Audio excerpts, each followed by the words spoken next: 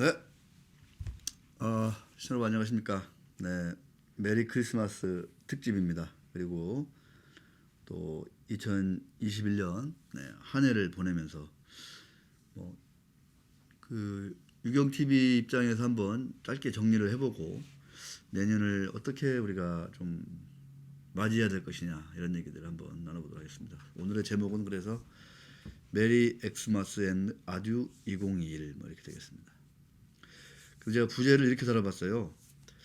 캐시에 의한 캐시를 위한 이렇게 해서 이 많은 분들이 이렇게 1년 내내 이제 엄청난 일들이 많았고 뉴스도 많았고 소리 소문도 많았고 정보도 많았고 유튜브도 수십만 개가 있었고 1년 12달 하루도 빠짐없이 유튜브를 보고 뉴스를 읽고 어디 가서 글을 읽고 정보를 얻어서 투자를 했는데 그 결과 2021년 우리 그 동학개미들의 계좌는 어떻다? 마이너스다 이런 얘기. 마이너스. 왜 이런 것이냐 하실 때 항상 제가 강조 드리는 것 중에 하나가 이 주식시장에서 자본시장에서 일어나는 많은 일들을 볼 때 감정적으로 이렇게 볼 게 아니고 또 무슨 카더라 이런 소문 정보도 아니고 심지어 뉴스도 상당히 후순위로 좀 배치하는 가운데 뭘 가장 중시해야 된다? 계좌다. 계좌. 숫자. 계좌에 찍히는 숫자. 즉 뭐다? 캐시다. 캐시. 이 캐시가 누굴 향해 가고 있는지, 이 현금이라는 게 돈덩어리가 어느 계좌로 가고 있는 건지, 내 계좌로 오는 건지. 제가 이런 사례를 너무나 많이 봐요. 아무리 봐도 저 흥분해서 박수치고 있는 사람의 계좌로 돈이 안 가고 있는데 그 사람은 너무 좋아서 박수치는 경우를 너무 많이 봐요, 진짜로. 그 나중에 한참 지나서 막 후회하는 거죠. 왜? 항상 내가 노후 대비를 하고 또 우리 후세들을 위해서 무언가 재테크를 하고 하면서 뭘로 한다? 계좌를 가지고 이성적으로 주지적으로 따지고 파고드는 게 아니라 뭘로? 감정적으로 이데올로기적으로 이렇게 접근해 버리는 거예요. 그 결과는 뭐다?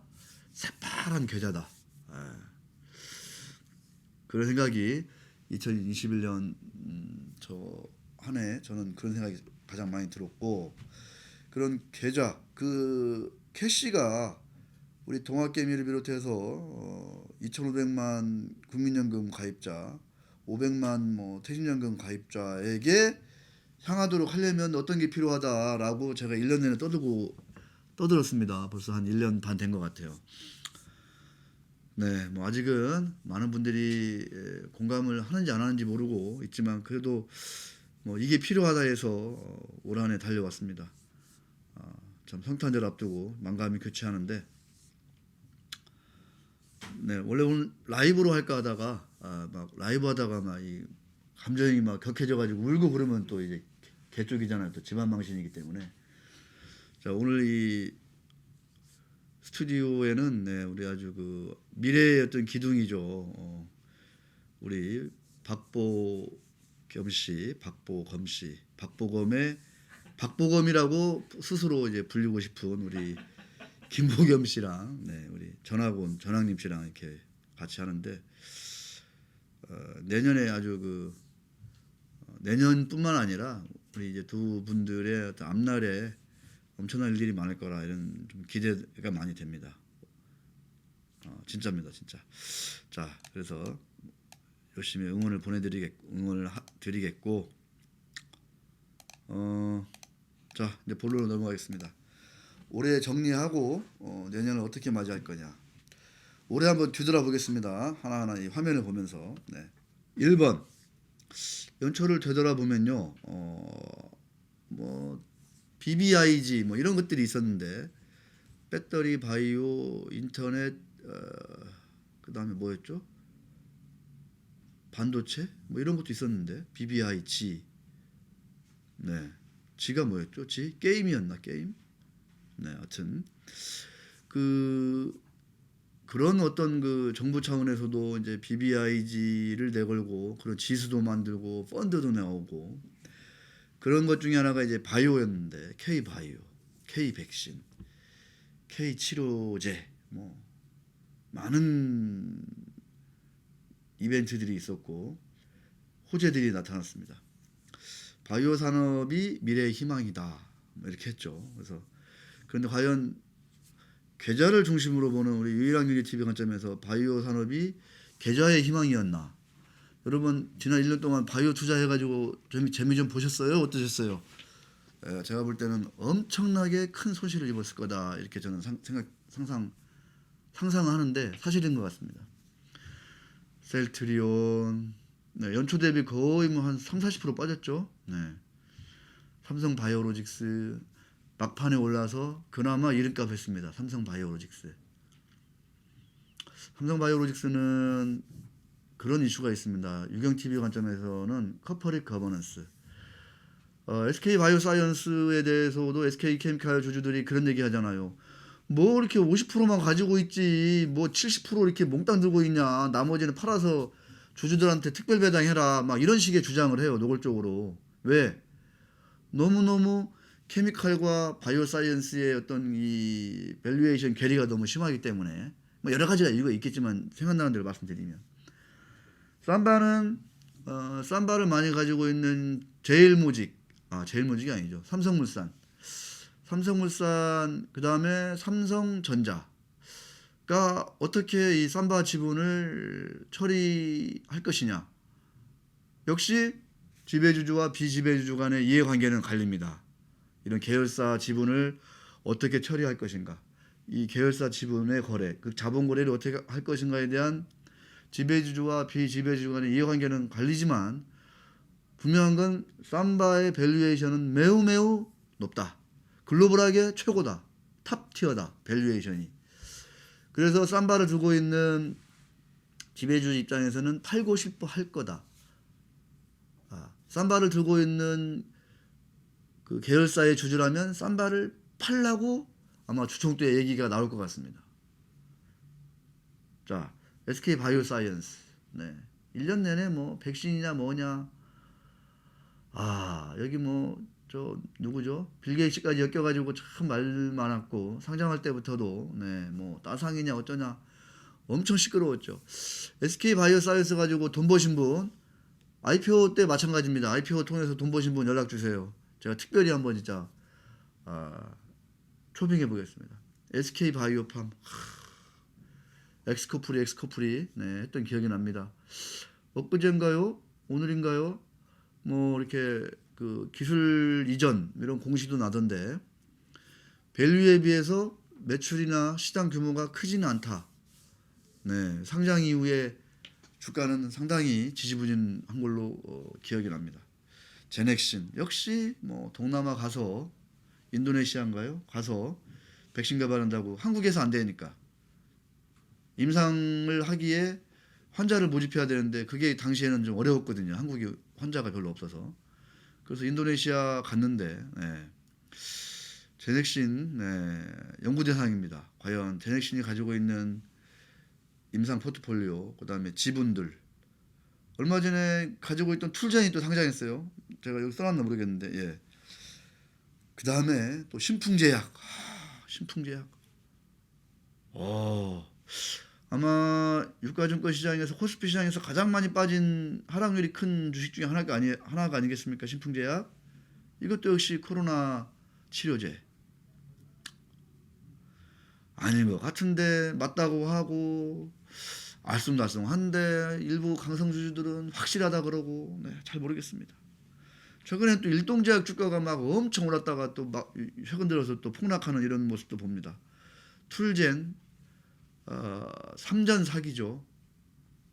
3번 넘어지고 4번째 코스닥 시장에 등록했으면 3전 사기가 맞아요? 보겸씨? 3번 실패하고 4번째 성공했어. 그러면 3전 사기인가? 맞죠? 우리 저 김보겸씨, 네, 정신을 못 차리고 있습니다. 네, 자, 나중에 이제 우리 김보겸씨가 일본말을 너무 잘해요. 그래서 일본말을 너무 잘해서 나중에 일본 기업들, 일본 시장 거버넌스 얘기하면서 한번 제가 특별히 한번 모셔볼까 싶어요. 자, 툴젠의 그 어마무시한 그 유전자 가위, 유전자가 정말 뭐 이런 거잖아요. 막 이렇게 당뇨병 유전자가 있잖아. 그러면 그 부분만 가위로 탁 잘라내. 그래가지고 아주 건강한 당뇨병에 강한 그 DNA를 싹 교체한대. 어마어마한 기술이죠. 그런 꿈의 그 유전 기술, DNA 기술을 가지고 있다. 뭐 이렇게 해가지고 막 코스닥 시장에 들어오려고 했는데 삼전 사기 얼마 전에 들어왔습니다. 뭐 대한민국 K바이오 막 이 외에도 막 이슈가 드글드글해요. 근데 유경 TV는 그나마 그 가운데서 어떤 기업이 주목하고자 했다? 유일한 박사가 옛날에 만들었던 회사 유한양행. 유한양행의 그 엄청난 그 지분 투자들, 그다음에 해마다 주식을 주고 배당을 현금을 주고 주식 배당하고 현금 배당하고 이런 모습들을 제가 높이 샀던 거죠. 그나마 가지고 있는 것을 주주들과 이렇게 고르게 나누려고 하는, 같이 나누려고 하는 그런 어떤 그 역시 유한양행은 거버넌스도 봉사야 봉사. 네, 같이 가겠다 뭐 이런 거 그런 게 좀 진한 것 같습니다. 주가는 유한양행이 역시 4분기 들어서 좀 상당히 좋은 성과를 낸 것 같습니다.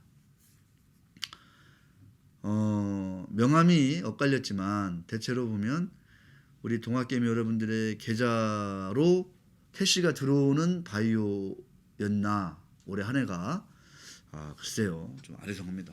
두 번째 좀 되돌아보는 거예요. 배터리로 시작해 배터리로 끝났다 올 한 해. 미국의 경우를 보니까 테슬라로 시작해 리비안 테슬라로 끝났다. 뭐 이렇게 뭐 배터리라는 어떤 공통점이 있는 것 같습니다. 전기차, 차세대, 뭐 자율주행차, 모빌리티 뭐 이런 거 등등 아주 시끄러웠죠. 네, 아주 1년 내내 시끄러웠습니다. 자, 그게 그런 엄청난 화려함과 성장성이 여러분들의 계좌에 긍정적이었나 이런 걸 보겠습니다. 2차 전지 세계 1등 뭐 LG화학, 뭐 SK이노베이션, SDI 뭐 엄청났죠. 주가가 올라갈 때는. 그러나 1년이 지금 지나서 우리 동학개미 계좌에 찍힌 숫자는 어떠냐, 수익률은 어떠냐, 썰렁합니다. 결정타는 뭐였죠? 우리 전학 온 사람이 잘 알아. 전학님 씨가 잘 알잖아 이제. LG화학하고 SK이노베이션의 물적 분할과 2022년 IPO. 많은 분들이 그래요. 아니 뭐 좋은 사업부가 있으면 떼내가지고 이거를 뭐 상장시켜가지고 거액 조달해가지고 그냥 한 큐에 거액 조달해가지고 투자해가지고 이게 발판으로 삼아가지고 쭉쭉쭉 성장해서 돈 잘 벌면 그 좋은 거 아니냐? 좋은 거죠. 좋은 거죠. 그런 스토리 시나리오상에서는 좋은 그림이 그려집니다. 근데 제가 뭐라고 그랬어요 항상. 뭘 가지고 봐라? 내 계좌. 내 계좌에 찍히는 숫자. 캐시를 보고 생각해라. 캐시의 관점으로 보라니까. 캐시의 플로우. 캐시가 인하냐? 캐시가 아웃하냐? LG화학 물적 분할한다고 해가지고 그때부터 주가가 반토막 나버렸어요. 캐시가 나한테 들어와 나가. LG화학 내가 주주라면. 아직 SK이노베이션은 지금 100% LG화학의 지금 자회사고 나는 지금 LG화학의 주주인 거잖아요. 나는. 그럼 LG화학 주주인 나의 계좌로 찍히는 캐시는 어때요? 마이너스 50이라니까. 그걸 아셔야 돼요. 왜 그렇게 될 수밖에 없느냐라는 거를 제가 수십 번 주주의 비례적 이익 보호라는 관점에서 주주 평등권의 관점에서 말씀을 드렸습니다. 작년에는 지주회사로 가면서 작년까지는 지주회사로 가면서 가려다 보니까 대주주들 지분이 적네 해가지고 인적 분할을 많이 했어요. 그거 해가지고 막 세금 한 푼도 안 내고 막 대주주 지배주주들 지분율이 막 2배가 되는 이런 일들이 숱하게 일어났어요. 그러나 올해부터는 뭐가 많다? 물적 분할이 많다. 왜? 자금 조달한다는 핑계로. 근데 자금을 조달해야 되는데 지배주주의 계좌에서는 캐시가 아웃하면 안 돼. 캐시는 나가지 않으면서 자금은 엄청 조달해야 되는 거야. 그 방법이 뭐다? 물적 분할이었다. 그래서 LG화학 주주 입장에서는 물적 분할을 당하고 나니 뭐가 됐다? 알토란 같은 아주 초고속 성장 산업이 떨어져 나가더라. 의결권은 빵이 되고 재산권은 쪼그라들고 나가는 사업에 비례해서 나가는 떨어져 나가는 사업의 가치에 비례해서 재산권은 비례해서 쪼그라들더라. 그러니까 LG 엔솔이 이만큼 떨어져 나가는데 그게 이따만하게 크니까 LG화학 주주의 계좌에 찍히는 숫자는 이따만한 비례로 쪼그라들더라. 이런 얘기예요. 너무나 이제 좀 1년 내내 이제 막 6개월 내내 당하고 보니까 이제 조금 이제 느낌이 오실 거예요. 지금 이제 뒤늦게 이제 뭐예요, 지금 막 이제 이용우 의원 등등 해서 지금 이거 물적 분할 막아야 된다고 막 공청회 하고 토론회 하고 대책 마련하고 지금 막 금융위에서도 거래소에서도 이거 진짜 어쩌고 저쩌고 막 하고 있습니다.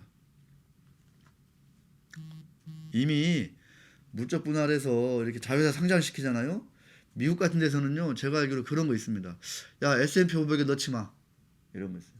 야, 그런 회사들은 우리나라를 대표하는 그 지수에 포함시킬 수 없어. 막 이런 것들이 드글드글해요. 그런 장치들이. 왜? 주주평등권에 위반된다는 거예요. LG화학이 10년 동안 쫙 배터리 개발해가지고 오늘날 이랬으면 그 같이 온 주주들하고 그 성과를 똑같이 나눠야 될 거 아니야. 고르게, 비례적으로. 그게 주주의 비례적 이익 보호라는 개념이에요. 주비이보. 제가 맨날 얘기하잖아요. 그렇게 떠들어도 외면하시더니 계좌가 이제 반토막 났어요. 계좌가 어떻게 할 거예요 이제. 이미 일을 저질러졌고요. 그럼 이제 보세요. 남은 건 뭐예요? 이제 IPO. 그러면 이제 LG 엔솔이 내년에 IPO 한대요. 1분기에 초에 물 들어왔을 때 배 띄워야 되는 거죠. 지금 막 IPO 막 배터리 하면 막 난리 나잖아. 막 그런 막 또 막 누가 항림 씨 그런 막 또 이제 대한민국 개미들 또 여기 LG 엔솔 IPO에 들어와 안 들어와? 막 들어오겠죠. 그러면 또 이게 막 시가총액이 막 또 막 단숨에 막 3위 안에 드느냐 5위 안에 드느냐 난리야. 그럼 시가총액이 3위 5위 안에 들면 어떻게 돼? 이만큼 시가총액이 크니까 ETF나 이 패시브 자금들이 또 막 우르르 막 살 거 아니야. 막 후행적으로. 그 상장하고 나서 막 한 달 지나면 막 코스피 200이 들어와. 그럼 막 코스피 200 ETF 막 또 들어가. 그러니까 그때도 막 주가가 막 또 올라가. 그럼 막 시가총액이 막 50조, 60조, 70조, 80조, 막 90조, 100조 막 가는 거야. 그러면 그럴수록 LG화학 주가는 뭐 이렇게 되는 거예요. 이게 예정돼 있는 거. 왜 이런 말이 가능하냐? 계좌를 보고 판단하니까. 내 캐시를 보고 판단하니까 내 캐시가 아웃이냐 인이냐. 이미 그때 IPO 하는 LG 엔솔은 내 게 아니라니까요, 여러분. 계좌의 관점으로 봐요. 스토리의 관점으로 보면 한도 끝도 없어요. LG 엔솔 스토리. 세계 1등이고 앞으로 어디에 들어가고 뭐 막 이게 그러다가 아차 하면은 사고 나면은 또 뭐 보상해주고 뭐 이런 스토리 뭐 뻔하잖아 이게. SK 이노베이션 똑같다 이런 얘기예요. 똑같다. 배터리로 시작해서 배터리로 마무리된 2021년인데 주주평등권, 주주의 비례적 이익 보호가 없는 성장성이 얼마나 내 계좌의 관점에서 볼 때 공허한지, 부정적인지, 우울한지를 너무나 체감한 한 해였다. 그런데 안타깝게도 2022년에도 이런 일은 반복될 가능성이 높다. 왜? 법과 제도가 고쳐지지 않았으니까. 그래서 어떻게 된다? 내년 3월 대선 때 이거를 공약으로 거는 후보를 뽑아서 반드시 공약을 지켜라 해가지고 빨리빨리 신속하게 법을 정비해야 된다. 상법 382조의 사망을 빨리 고쳐야 된다. 이사들이 이 모든 일은 누가 한다? 이사회가 한다. 이사회 결정을 통해서 시작되는 거예요. 그래서 이사들이 결정을 하는 데 있어서 모든 주주를 머릿속에 염두에 두고 모든 주주의 계좌를 머릿속에 염두에 두고 이런 일들을 결정하시라는 쪽으로 382조의 사망이 바뀌어야 된다 이런 얘기입니다. 그 다음에 또 하나 이제 돌이켜 보니까 뭐다? 1년 내내 카카오였다 이런 얘기입니다. 네이버를 압도하는 카카오였다. 게임즈, 카카오페이, 카카오뱅크 어마어마한 기업들이 상장을 했다. 대단한 카카오의 그 사세 확장을 우리가 1년 내내 목격했다. 막대한 자금을 조달했다. 이런 얘기죠. IPO를 통해서. 이런 일들을 거래소 금융위가 열심히 도와줬다. 이런 얘기죠. 그 결과 우리 동학개미들의 계좌는 얼마나 도움이 됐는지, 이게 이제 우리 유양경제TV의 관점이더라, 이런 얘기입니다. 계좌를 중시하는 유경TV 관점에서는 뭐냐, 1년 내내 스트레스였다. 왜? 카카오도 상장되어 있는데 저 회사들 상장이 막 본문을 이루는 거야. 그러면 카카오 주주인 나는 저 회사들의 상장을 어떻게 바라볼 것이냐. 기업 가치는 크게 달라지지 않잖아요. 근데 상장하는 회사가 막 늘어나는 거야. 그러면 내가 가지고 있는 지분의 가치는 어떻게 되는 거지? 막 이런 스트레스 1년 내내. 좀 좋은 얘기를 많이 해야 되는데 크리스마스 앞두고요. 네, 하여튼 연말에 그렇습니다. 연말에 들끓는 메타버스와 NFT. 야, 정말 이거는 제가 따로 한번 말씀드리겠습니다. 2021년 연말에 4분기에 그나마 좀 높은 수익률을 낸 게 바로 뭐냐, 메타버스하고 NFT 관련한 관심주들, 테마주들, 여기에 사업이 있는, 사업을 하려는 회사들이었거든요. 그래서 뭐 상당수 기업들이, 관련된 기업들의 주가가 크게 올랐고, 이쪽 아까 말씀드린 대로 이에 기반하는 ETF, 그런 ETF도 많이 출시되면서 자금이 계속 들어와 가지고 이게 또 이제 상당히 인기를 끄는 그런 일이 있었고, 제가 쭉 정리했지만 그 유행을 타는 이런 그 테마형 ETF라든가 이런 것들을 특히 내년부터는 유심히 볼 필요가 있지 않느냐.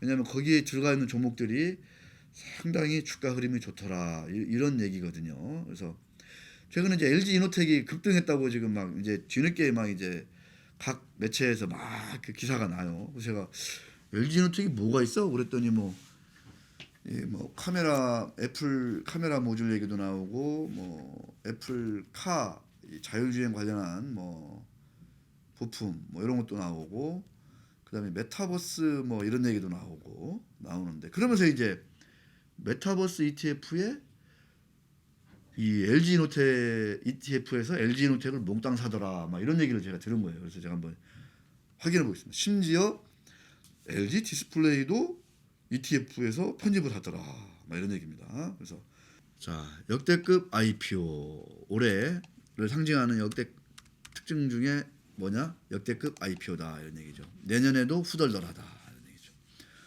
올해 공모 규모가 처음으로 20조를 넘었다. 그 정도로 시중 자금이 상장하는 기업들한테 갔다, 이런 얘기요. 20조 원이나.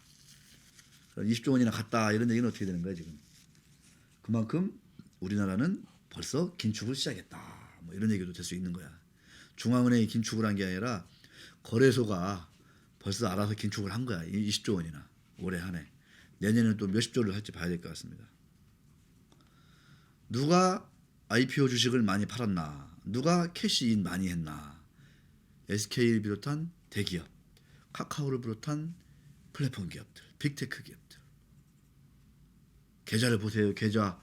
어느 계좌로 돈이 흘러갔나? 어느 계좌에 돈이 나왔나? 우리 동학개미들 계좌에서 돈 엄청 나간 거야. 쉽게 얘기하면 IPO 한다고. 그래서 재미를 봤어야 되는데 재미 봤다 안 봤다. 케바케겠지만 평균 내보니까 마이너스더라, 이런 얘기입니다. 넷마블의 카카오뱅크가 1조 원 차익을 냈대. 다 팔아서 카카오뱅크를. 저도 이거 참 보는데 5년 전에 5천 원에 917억을 투자했어. 이 넷마블이 5년 전에 5천 원에. 그런데 5년이 지나서 1조 원을 벌었어. 이야, 누구를 위한 IPO냐, 이런 얘기죠.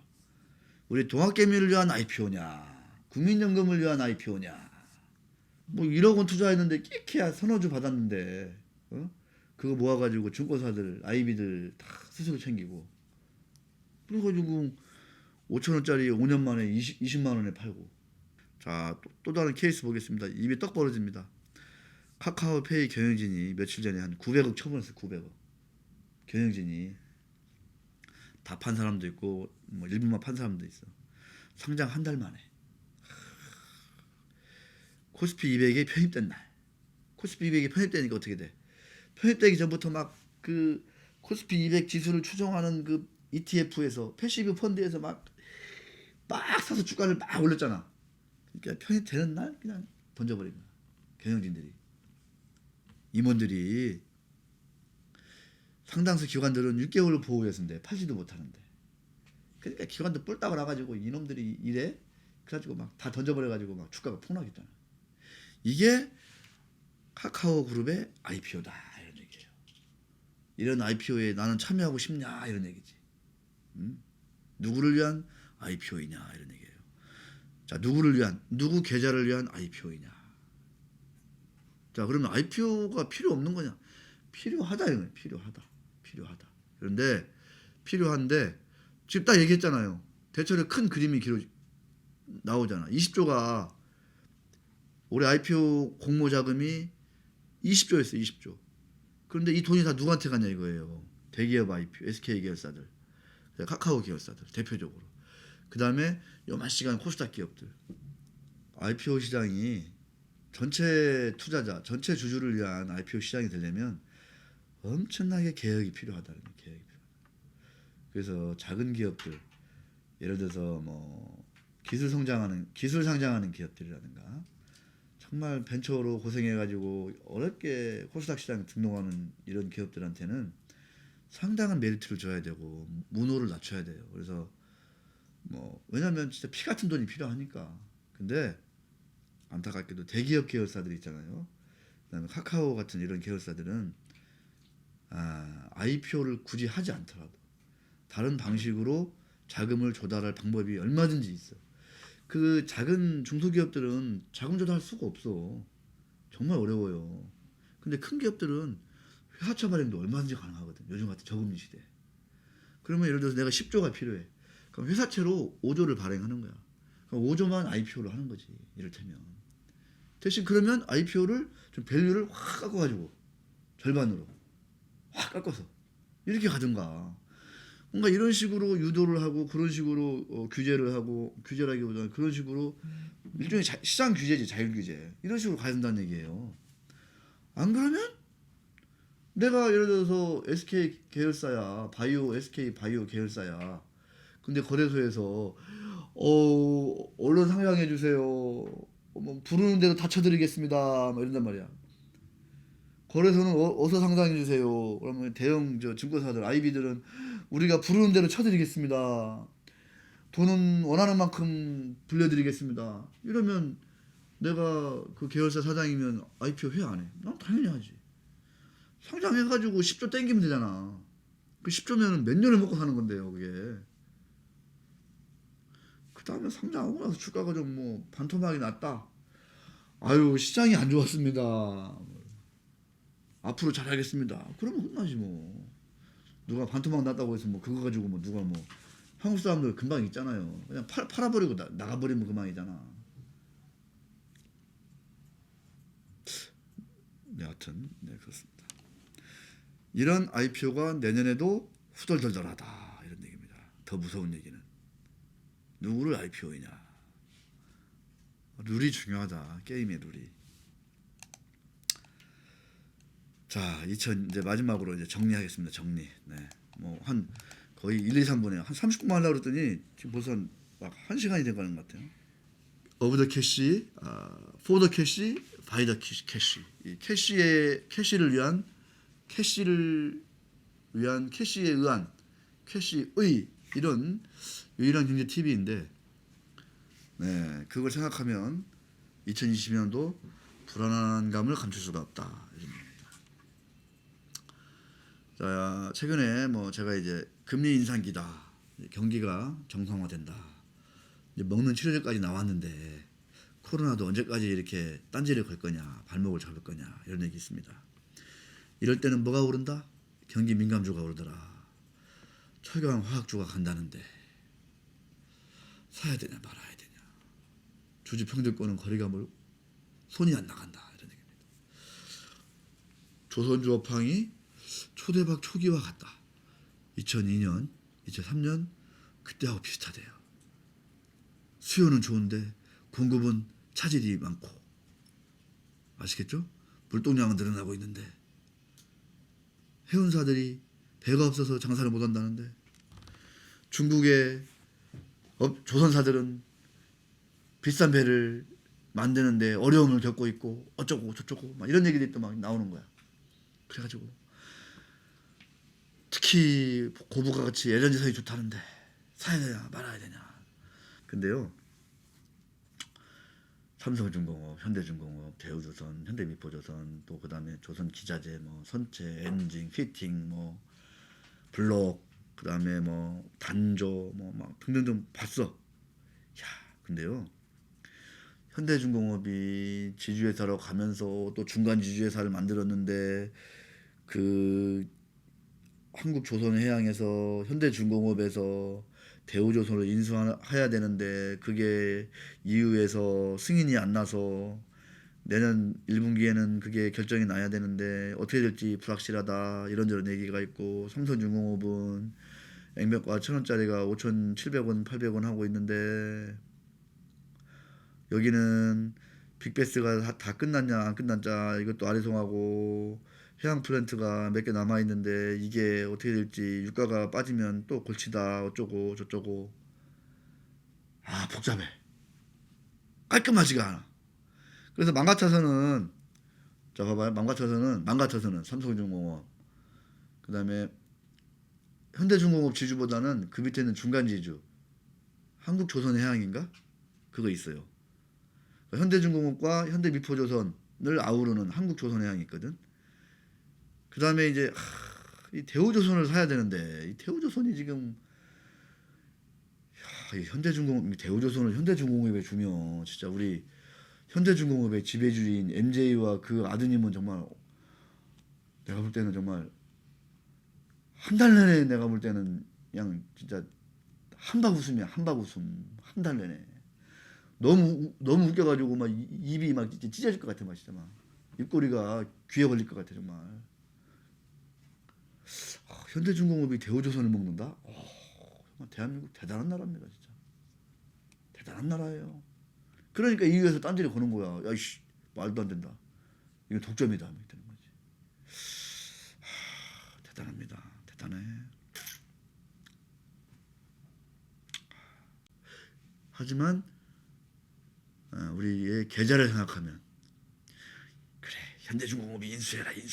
그럼 나는 한국조선해양을 살 거야. 이렇게 또 접근할 수도 있는데, 제 스타일은 아니에요. 이렇게 생각하면은 제 스타일대로 가면 돈 못 벌어. 이 자본시장은, 주주자본주의 자본시장은 자본에 철저해야 되거든. 아까 얘기한 캐시, 계좌. 저도 막 계좌만 생각하고만 해야 되는데, 현대중공업이 대우조선까지 먹어. 야, 그거 너무 심한 거 아니냐. 막 이렇게 접근하면은 계좌가 도움이 안 돼. 그러니까 답이 잘 안 나오는 거야. 뭘 사야지, 막 포트폴리오 어떻게 구성해야 하는지 답이 안 나오더라는 거야.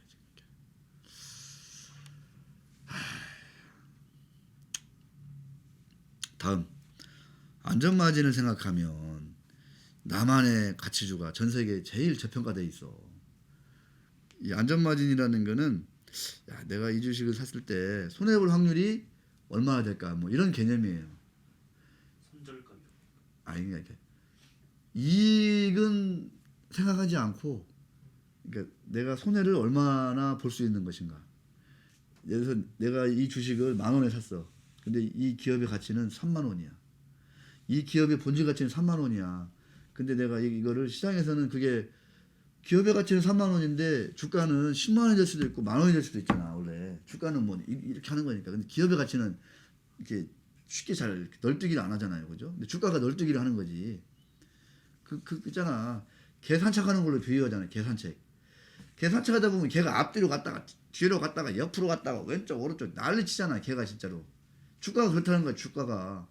근데 개를 끌고 가는 주인은 그냥 쭉 그냥 그 길로 가잖아요. 그러니까 기업은 그렇게 가는 거고, 개는 왔다 갔다 하는 거야. 주가는. 그 주가는 그 차이를 잘 이용하면 또 크게 먹을 수 있다 이거야. 그래서 기업의 본질 가치가 30,000원인데 주가가 10,000원이야. 그럼 싸 안 싸? 싸잖아요. 그럴 때는 안전마진이 있어 없어? 하락할 가능성이 거의 없는 거야. 이럴 때는. 근데 기업의 본질 가치가 30,000원이야. 주가가 지금 100,000원이야.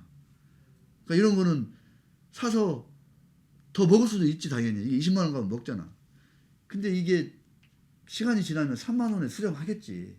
이를테면 그죠? 시간이 지나면. 그럴 때는 안전마진이 없다 이거야. 위험하다 이거야. 그러니까 이런 안전마진 생각하면은 이 대한민국의 가치주가 전 세계 제일 일하는데 가장 싸다는데 근데 10년 들고 있어도 주가가 안 올라.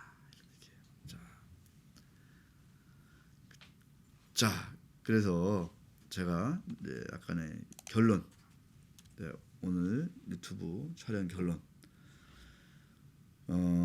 캐시를 생각하면, 계좌를 생각하면 내년 3월 대통령 선거가 정말 중요하다.